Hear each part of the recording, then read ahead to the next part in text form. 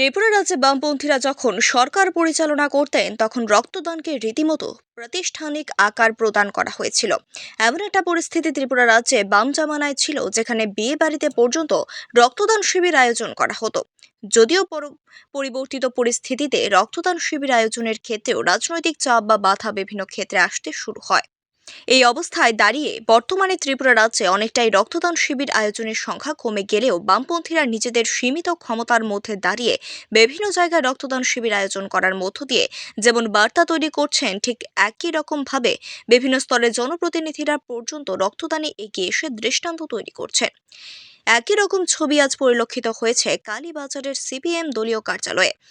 দলের যুব সংগঠনের মোহনপুর মহকুমা কমিটির উদ্যোগে এক সারা জাগানো রক্তদান শিবির আয়োজন করা হয়। এই রক্তদান শিবিরে বামুটিয়া বিধানসভা কেন্দ্রের বিধায়ক নয়ন সরকার নিজে রক্তদান করার মধ্য দিয়ে অন্য বার্তা তৈরি করেন।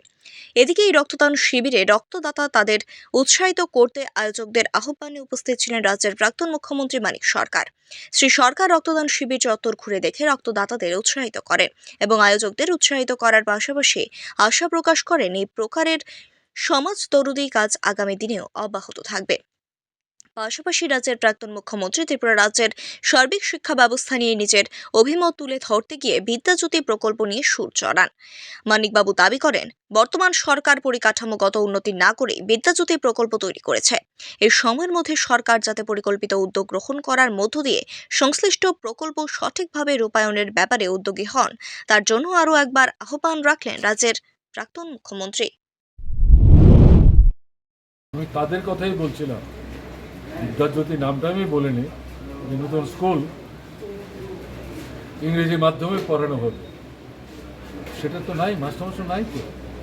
সেদিন একজন অভিভাবক চিঠি দিয়েছেন আমার, অভিজিৎ দেবনাথ বোধহয় ভদ্রলোকের নাম, যে আমার ছেলে ক্লাস 4-এ পড়ে, বিদ্যাজ্যোতি পড়ে, কিন্তু স্কুলে তো ইংরেজি মাধ্যমে পড়াবার মাস্টারমশাই নাই, তার তো পড়াশোনা কিছু হচ্ছে না। এবং আমরা যেটা লক্ষ্য করছি, স্কুলগুলি হওয়ার পর গত বছর দুয়েক যে পরীক্ষা হয়েছে মাধ্যমিক একাদশ মান দ্বাদশ মানে, ফল খুব খারাপ হচ্ছে এবং লাস্ট ইয়ারে তো খুবই খারাপ হয়েছে এবং সে উদ্বিগ্ন। সে অনেকের কাছে গেছে, কারোর কাছ থেকে কোনো সহযোগিতা পরামর্শ পায়নি। তারপর সে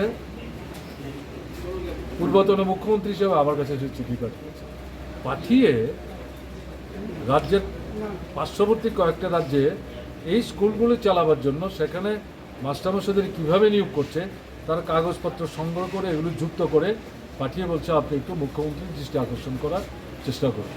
আমি মুখ্যমন্ত্রীর কাছে সেটা পাঠিয়েছি এবং তার সঙ্গে আমার কথা হয়েছে এবং তাকে আমি বলেছি, এটা একজন ছাত্রের অভিভাবকের ব্যক্তিগত অভিযোগ না, এটা সারা রাজ্যে বিদ্যাজ্যোতি প্রকল্পে যারা পড়াশোনা করছেন, জ্যোতি কোথায়, এটা তো অন্ধকার হয়ে গেছে। বদনাম তো আপনার হচ্ছে, আপনি মুখ্যমন্ত্রী, আপনি তো শিক্ষামন্ত্রীও, কাজে আপনি তো আপনার দায়িত্ব সেখানে অস্বীকার করতে পারেন না। কাজেই এই ভদ্রলোককে খুঁজে বের করার পরিবর্তে চিঠিতে তার যে অভিযোগ, এটার একটা সুরাহা করার জন্য, মীমাংসা করার জন্য অবিলম্বে এই স্কুলগুলোর মধ্যে ইংরেজি মাধ্যমে পড়াতে পারে এরকম মাস্টারমশাই নিয়োগ করার ব্যবস্থা করুন। এবং ইন্টারভিউতেও বসে আছে শত শত এরকম মানে শিক্ষক, তারা তো মুখ্যমন্ত্রীর সঙ্গেই দেখা করতে পারছে না। গত 3 বছর যাবত সর্বশেষ দেখলাম পত্রিকায় উঠেছে, দেখা করতে গেছে, মুখ্যমন্ত্রীর বাড়ির সামনে ঢুকতেই দেয়নি, ঘাট ধাক্কা দিয়ে সরিয়ে দেওয়ার চেষ্টা করেছে। তারপর যখন তারা প্রতিবাদ করছে তাদেরকে গ্রেপ্তার করে থানায় নিয়ে গেছে। এটা কোনো কথা হলো? যেটা বলছেন যে এই প্রকল্পটা হচ্ছে ইংরেজি মাধ্যমে পড়বে, যাতে সারা ভারতবর্ষের যে কোনো জায়গায় যে কোনো বিষয় নিয়ে তারা এই ইংরেজি মাধ্যমে পড়াশোনা করতে পারে। এটা তো শুনে ভালোই লেগেছিল, কিন্তু এখন কি হচ্ছে?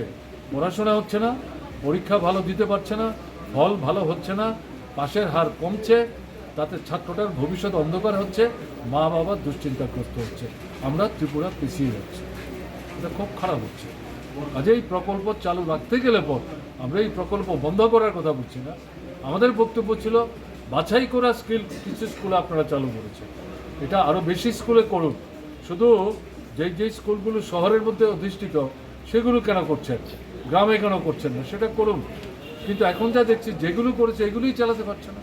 কাজে আমাদের আবেদন থাকবে চালাতে গেলে পরে মাস্টারমশাই দিতে হবে, আর যদি দিতে না পারেন তাহলে স্কুলগুলি বন্ধ করুন, নর্মাল যেভাবে আগে পড়াশোনা হতো সেভাবে পড়াশোনার ব্যবস্থা করুন। বাধ্য হচ্ছে আমরা এটা বলতে, কিন্তু আমরা চাই আমাদের ছেলে মেয়েরা ইংরেজি মাধ্যমেই পড়াশোনা, কিন্তু